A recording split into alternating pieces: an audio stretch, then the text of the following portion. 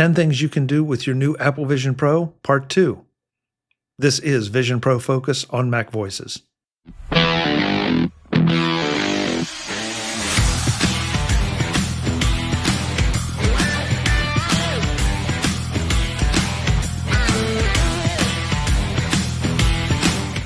Okay, Marty, you're next. What do you got? Obviously Eric works because he keeps coming up with these work-based reasons of the top things that you want to do.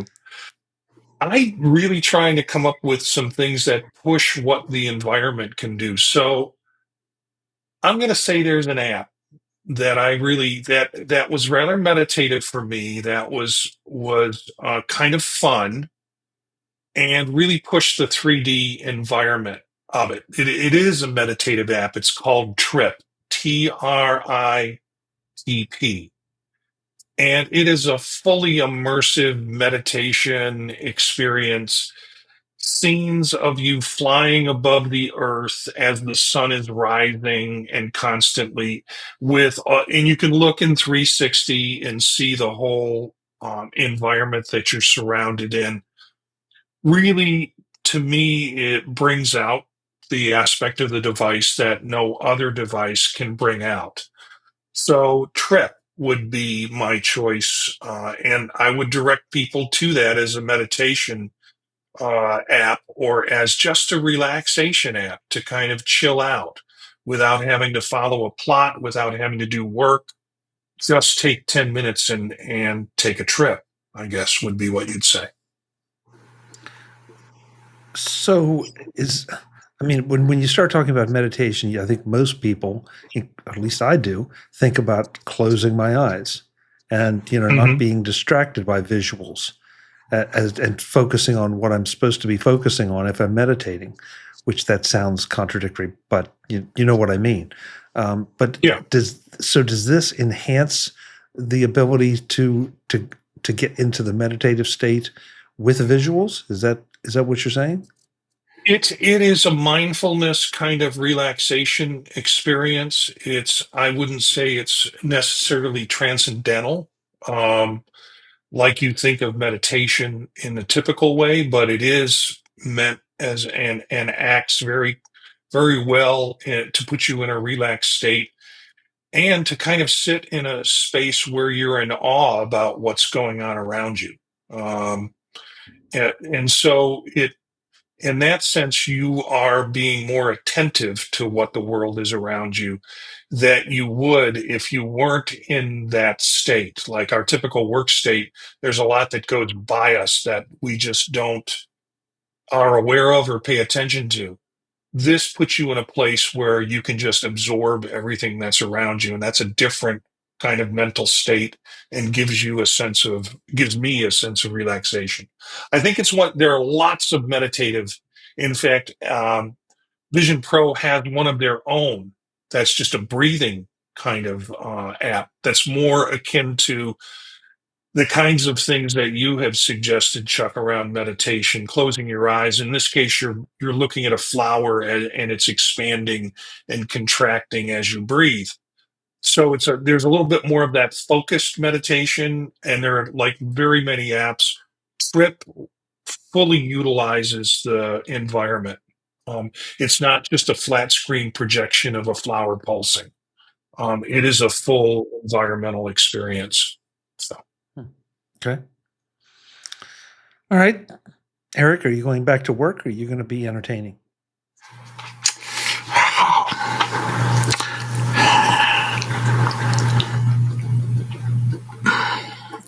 All right. It's okay if you want to go to work. There's nothing wrong with that. Well, no, it's like which end to go from. So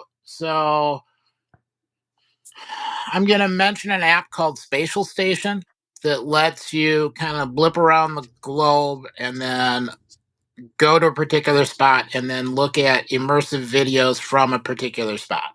For instance, you can say, I would like to look at the Eiffel Tower. And then you can look at a video that has somebody walking up to the Eiffel Tower through a a park view with a bunch of blooming flowers and the Eiffel Tower lit up at night in the background.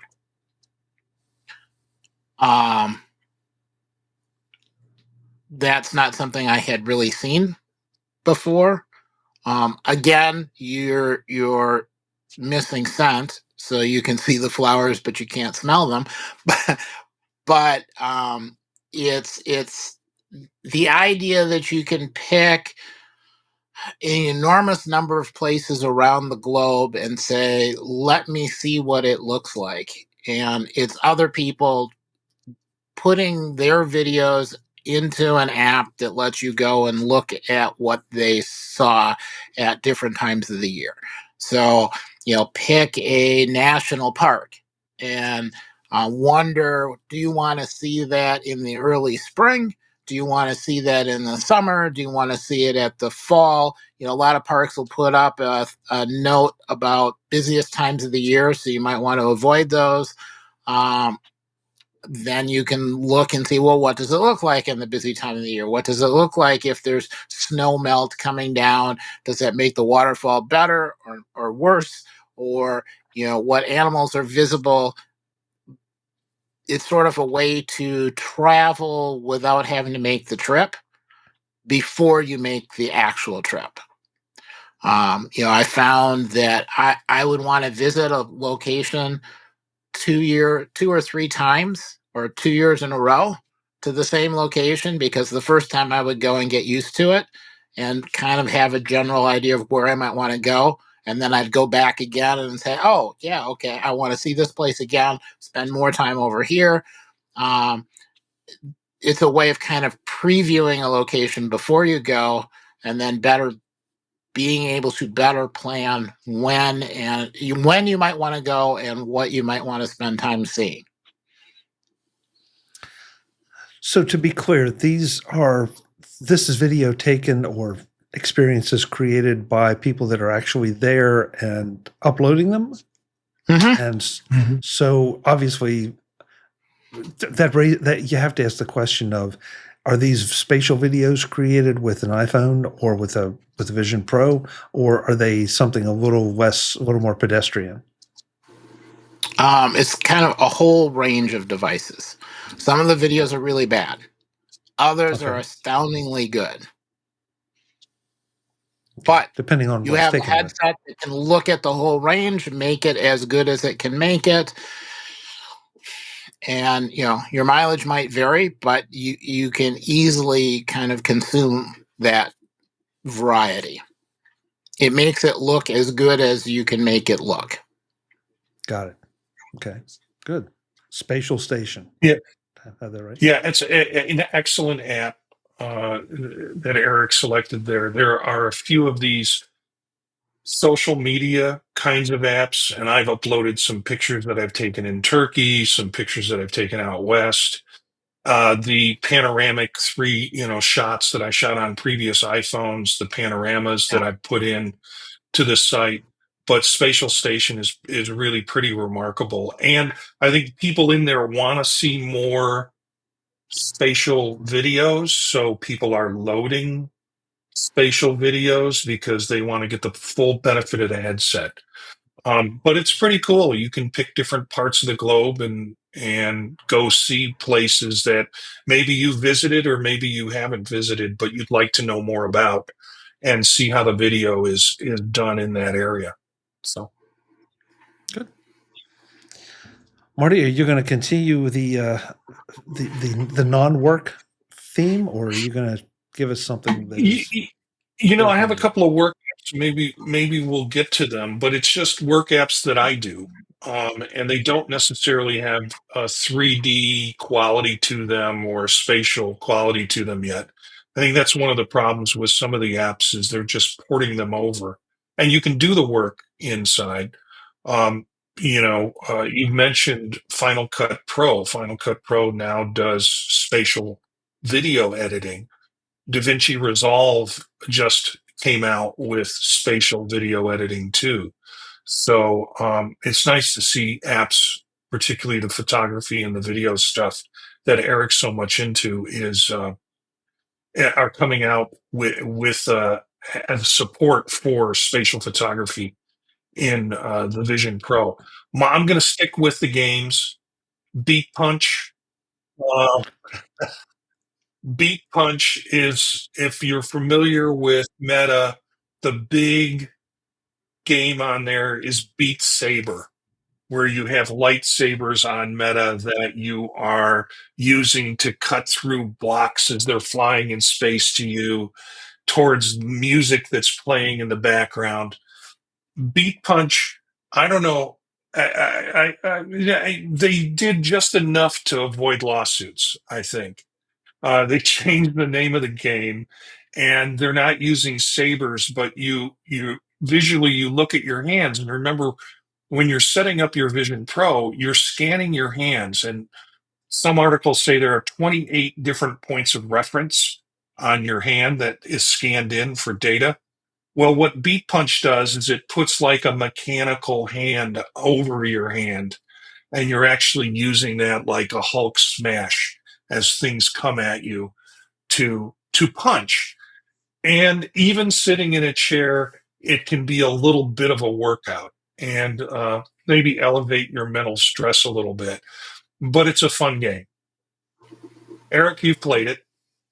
Yeah, and it's got nice buttons for the front of your hand and buttons at the back of your hand. The buttons at the moment don't seem to do a whole lot, but they look good.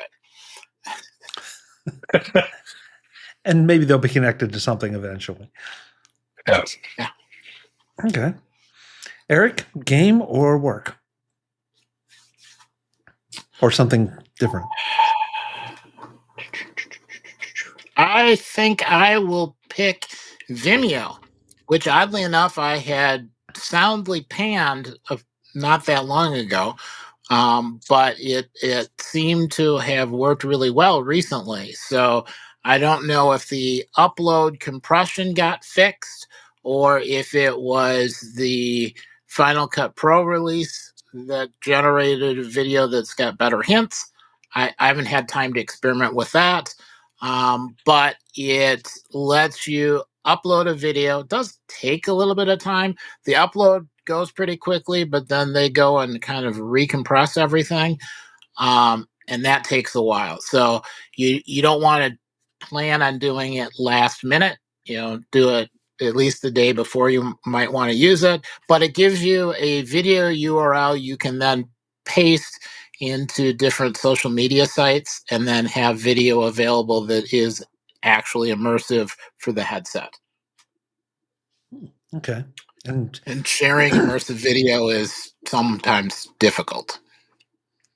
And at this point, everybody should be familiar with Vimeo, not for just the Vision Pro, but just in general as a place where videos are hosted. So it's not like you're going to some place that is different. It's just now the experience is a little better if you have a Vision Pro and if you're looking at Vision Pro content.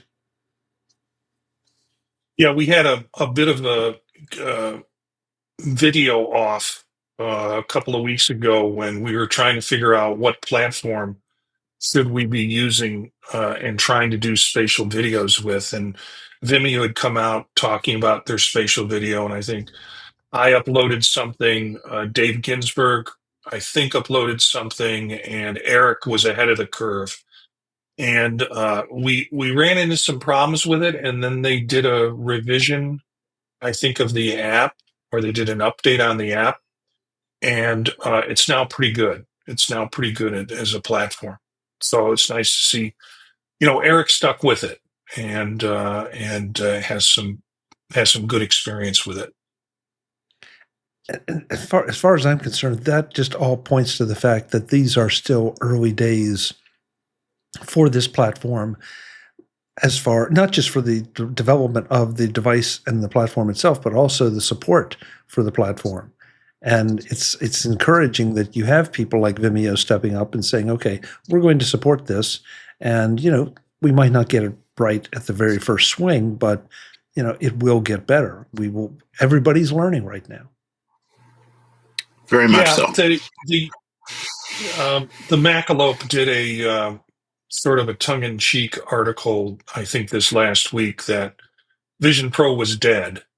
That was the article that came out about 3 weeks ago. And people were feeding off of that and promoting how the platform must obviously be dead. And I think it was people who just wanted to see it die.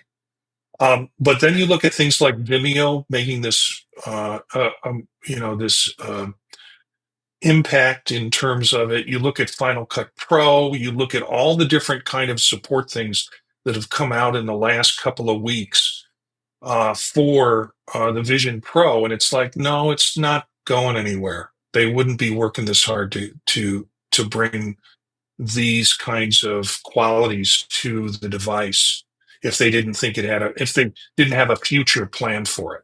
So, and I think the Final Cut Pro development is as big a one as anything, because Apple just doesn't build things into Final Cut Pro just because they can.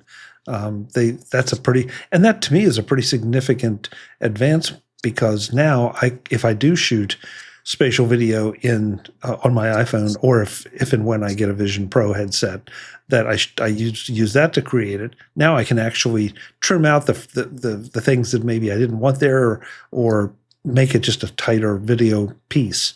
So I think that's huge. I agree with you. I agree with you. I think that was Eric's. Was it? Did I have that right? Marty, is it? Yeah, it was Eric's. It was Eric's? Okay, so Marty, it's back to you. Back to me. Let's face it, we all tell people that we buy it to do work on, but when it comes down to it, we just play around. And so, again, kind of sticking with the platform and what it can do, a relatively new app called Omnicards. It is Omnicards, a card game.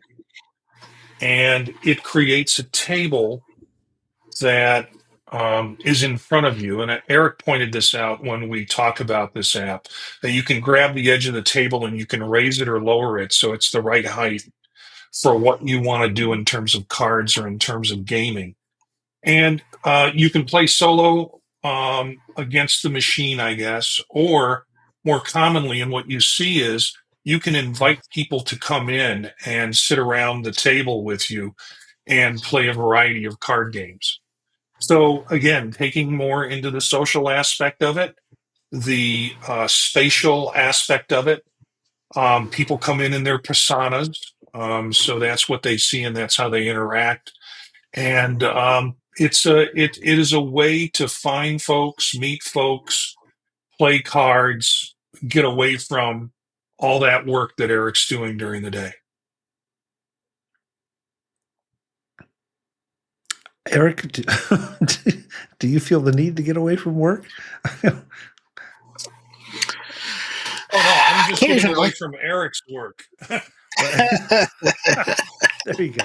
There you go. What do you have next? If it's fun, it's not really work, right? There you go. I subscribe to that notion. Yes. All right. So the next thing I picked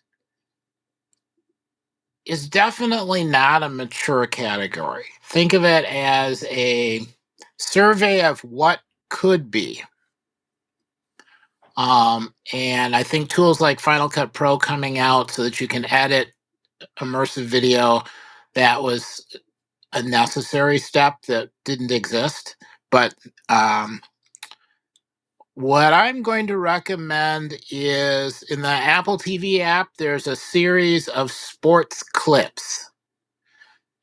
Everyone who either tries out a Vision Pro or gets a Vision Pro should take an opportunity to watch the clips. There's clips from the 2023 MLS soccer highlights, where you get to see a bunch of pivotal scenes and a ball coming at the net, and in most, if not all of the cases, the camera positions you in a spot that you wouldn't normally easily be able to get to experience the action on the field in a way you normally couldn't.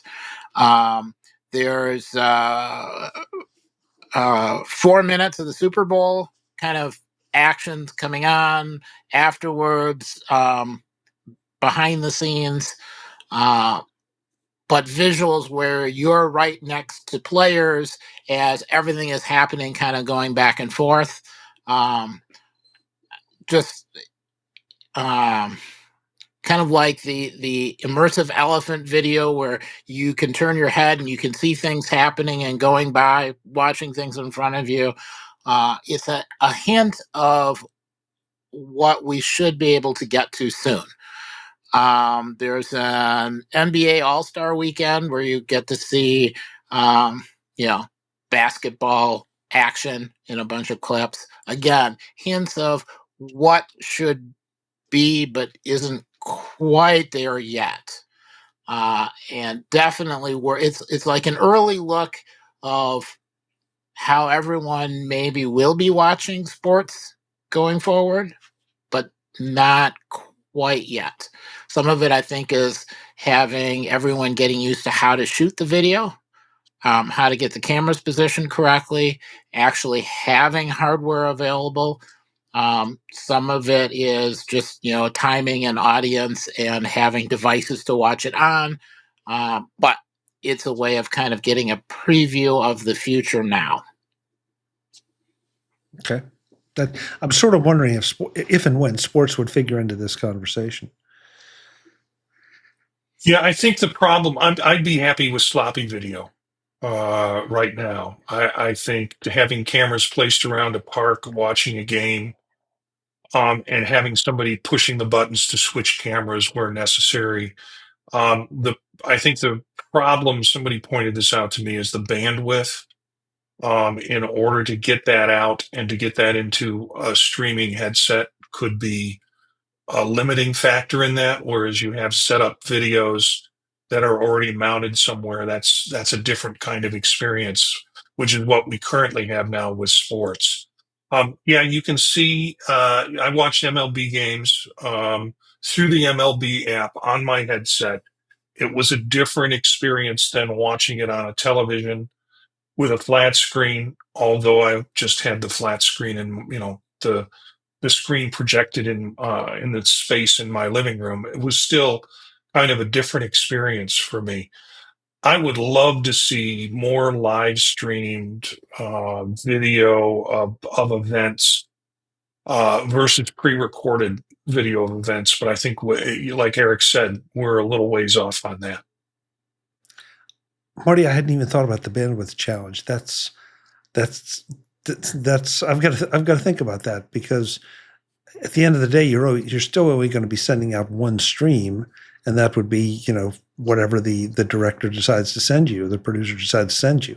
But still, an Apple Vision Pro stream versus even a 4K stream is going to be quite a bit different. So yeah, it'll happen. So Marty, back to you. I've got one more. Well, I have more than one more, but one more that I'll share is a game that I play. It's sort of a solitary game. So if you want you want to put the headset on, you want to go into that space, but it utilizes the 3D environment, the spatial environment really well. Is a game called Puzzling Places. And what it is deconstructed images of like large churches, mosques, all sorts of different parts where obviously somebody has gone to the trouble of shooting a lot of this to create what then is a 3D image. And what you're getting in this app, in this game, is you're like, okay, we're gonna build this church. You can look at kind of the static picture of it in a 2 dimension and not much more. But then you get a carousel of pieces that are 3D pieces. And you start to put these pieces together to actually build the 3D structure. It sounds a lot easier than it is. But it's easy enough that I didn't give up on it. So like the first puzzle is like 100 pieces. And it's like, okay, I can do this. And I did it, took a couple of sittings, maybe 3 sittings for me to do it. And I'm like, oh, I love this. This is going to be great. And then I got to the second puzzle, which was like 240 pieces. And, then it becomes a time suck. And it's a little tougher. And I did manage to finish that and felt a sense of accomplishment and agency from doing that. And then the next one is like 400 pieces. And I'm like, I don't know. But people can get hooked. You can get hooked into this. But the thing is, again, you're looking at a piece as a 3-dimensional piece and trying to figure out where it fits within this larger object that you're creating. So it really uses the spatial aspect of the platform, which is why it made my list. Okay. Well, it sounds like Marty's wrapping up his list. Eric, do you have one last one for us?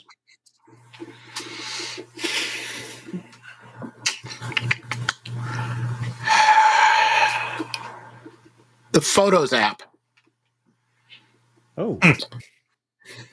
And I'm picking that because there are more people out there that do not have a Vision Pro than do have a Vision Pro. But many of those people have an iPhone. And you can use your iPhone to generate content whether or not you have an Apple Vision Pro. And assuming this is a peek at what will be happening moving forward, eventually many, many, many more people will have an Apple Vision OS class device and be able to consume the media. You just have to have had it. So using your phone to take pictures of pets, using your phone to take pictures of people, kids events, visiting relatives that you don't see very often, or having them take pictures and send them to you, shared albums, that kind of thing, and collecting that information. And the newest phones being able to do spatial videos, spatial stills, and in some case being able to record spatial video with spatial audio so that you can get depth of the picture scene, but then get an audio representation of the scene as well. So somebody that is to the left or right of you, you can, see that they're to the left or right or further in the back or right next to you, but you can hear it as well. You might not be able to smell, but you can hear, and, that add that sense in as well as to the vision. And even older pictures, or people that have like a digital SLR and take a bunch of pictures, bring the picture into the Photos app, and you can convert still 2D images into 3D images, and it does a remarkably good job of giving representation of depth. And if you take some old videos that you have and then combine it with some stills that have been converted to spatial video, imagine, filming a picture of a puppy bouncing across the screen and then fading into a still picture of the puppy doing something cute that is spatial, that has dimension to it, so you can kind of see as if you're standing right there. And, imagine pushing yourself forward in time, 8 years, 10 years. Sometimes having that extra spatial depth is an extra level of emotion with a picture or an event or a birthday party or a relative telling a story than just 2D video. But you can do it now, whether or not you have an Apple Vision Pro, because you might have a Vision OS device in the future. I like that, because that means that, if I have a special event coming up in my life, like a once in a lifetime kind of special event, maybe a graduation or a wedding or something like that, I could capture it that way and recognizing the fact that maybe I may not do the best job, but at least I will have that option for the future. So that's a very insightful pick. I like it. Yeah, when Eric said photos, I thought he was going to go directly to the piece at the end that he went to.